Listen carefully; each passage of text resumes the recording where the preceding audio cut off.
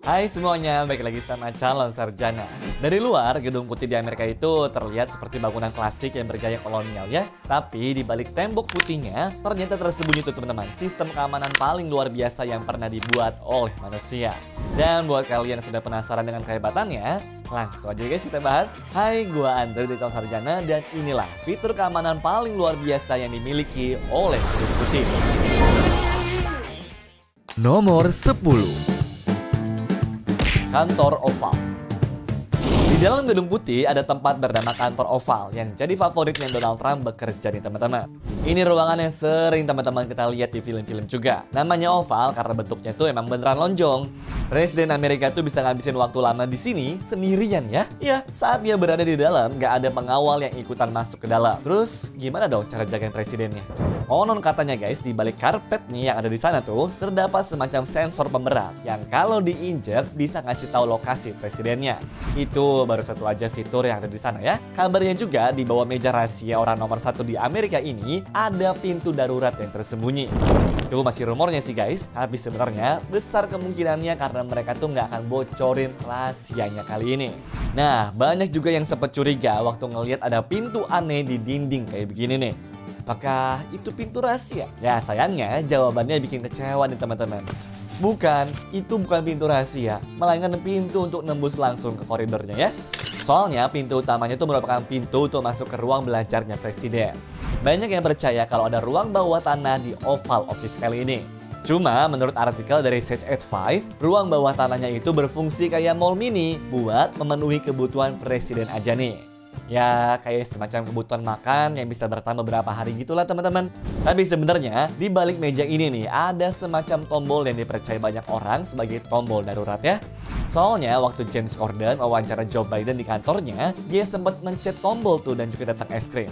Kayaknya sih kalau dalam keseharian tombol ini dipakainya untuk keadaan darurat ya.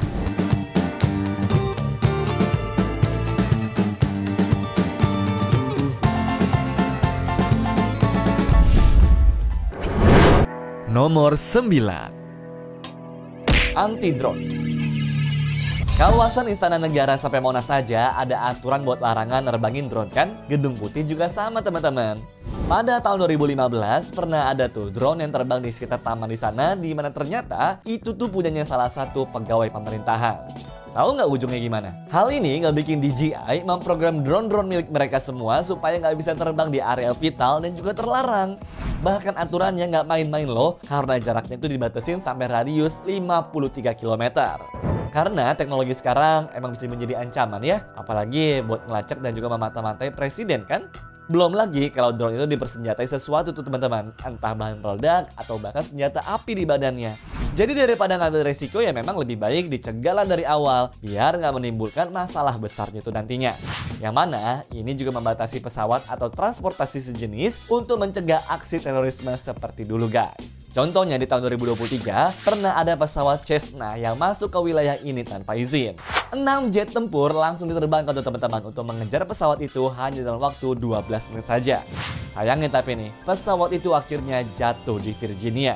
Dan diduganya pilot berserta dengan penumpang itu pada pingsan karena kekurangan oksigen.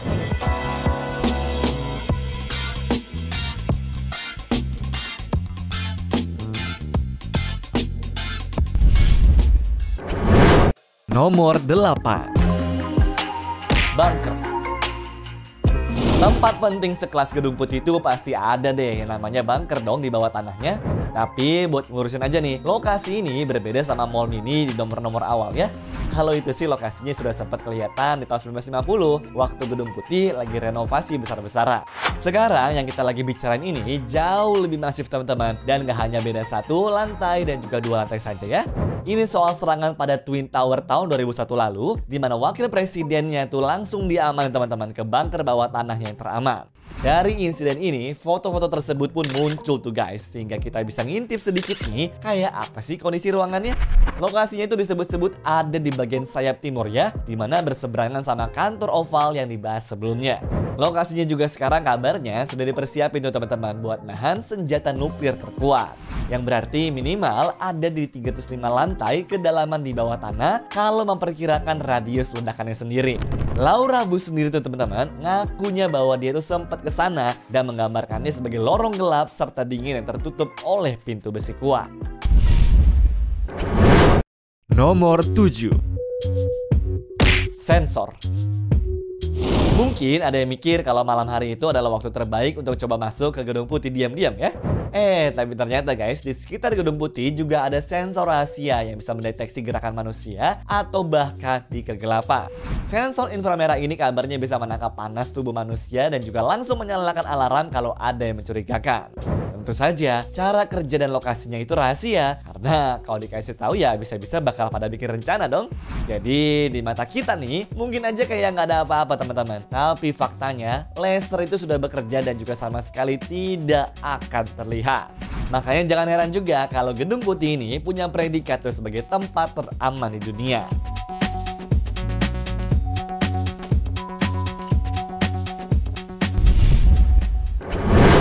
Nomor 6. Sniper. Tentu, kalau bergantung pada teknologi aja tuh ya nggak akan cukup. Karena banyak juga guys yang harus dikontrol oleh manusia. Makanya Gedung Putih biasanya bakal kelihatan macam ada tripod gitu teman-teman. Atau orang berdiri di atasnya sana. Tugas mereka tuh ya buat mengawasi dan juga menjaga keamanan dari kejauhan. Dimana juga memantau segala aktivitas di sekitar gedung yang luasnya 18 hektar ini. Menurut perkiraan sih, tingkat akurasi dari para sniper ini tuh bisa kena sasaran pada jarak 914 meter ya teman-teman. Dan tim rahasia tersebut biasanya berpasang-pasangan, di mana satunya mengamati sekitar, sedangkan yang satunya lagi tuh sebagai eksekutornya.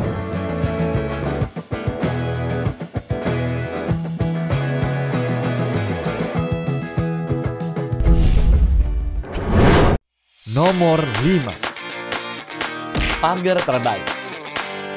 Walaupun zaman sudah semakin canggih, tapi keberadaan pagar tuh tetap harus ada ya. Ibaratnya kayak perlindungan awal teman-teman untuk mencegah adanya penerobosan yang dilakukan oleh para penyusup lah. Entar kasusnya macam Omar Gonzalez tuh di tahun 2014 lalu yang coba manjat seorang diri dengan bawa senjata tajam ini terulang kembali tuh guys kalau enggak. Ini masih beruntung bisa dicegat sebelum ketemu presiden loh. Karena waktu mobilnya digeledah ternyata ada banyak amunisi serta senjata berbahaya lainnya. Dari situ mereka akhirnya sadar teman-teman kalau pagar yang ada belum ideal lah untuk dijadikan sebagai standar keamanan Gedung Putih. Makanya di tahun 2019 kemarin ditinggiin lagi lah tuh menjadi 4 meter. Dan klaimnya sih pagar ini jadi susah untuk dipanjat. Dan rumornya terpasang ribuan sensor juga tuh teman-teman yang akan nyala kalau ada gaya tekan ke pagar-pagar tersebut ya.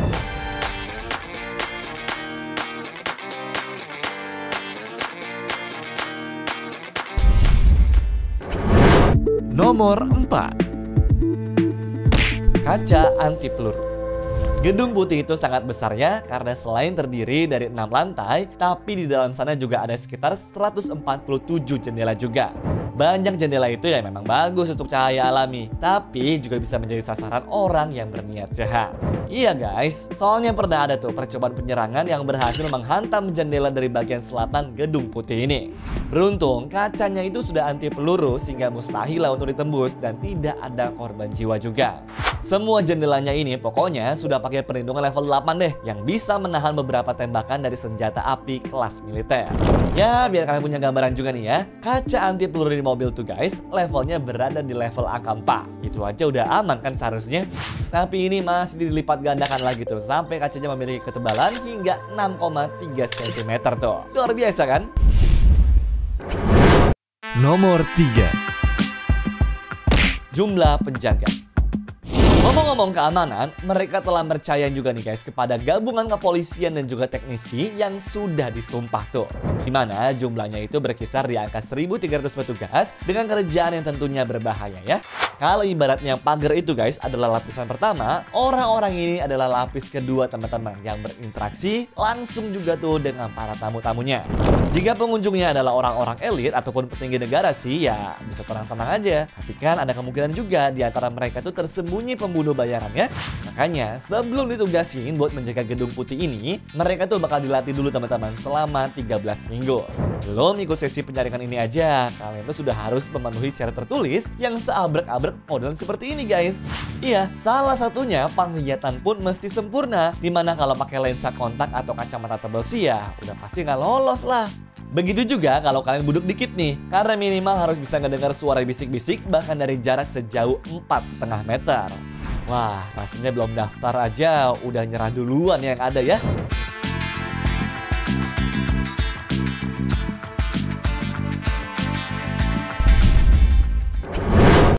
Nomor 2. Penyaring udara. Namanya penjahat pasti selalu nyari cara lah untuk membuat orang lengah dan nggak siap terhadap serangan tidak terlihat ya. Salah satunya kalau nggak dari makanan ya lewat udara yang kita hirup sehari-hari. Makanya sirkulasi udara juga sangat diperhatikan di teman-teman di Gedung Putih ini. Ya, jika penyaringannya itu baik, otomatis kualitas hidupnya juga bakal bagus dong. Karena ya orang-orang di sana tuh nggak bisa kan dapetin udara segar dengan buka jendela. Bisa-bisa ngasih kesempatan para snipers buat nyerang dari sana kan. Paling gampang sih kita membayangkan orang batuk pilek aja deh. Kalau gedung itu tertutup full, maka penyebarannya ya bakal sangat mudah. Fokus utama ini juga timbul gara-gara COVID teman-teman. Mana mau mereka ngambil resiko hanya demi menghemat anggaran aja kan?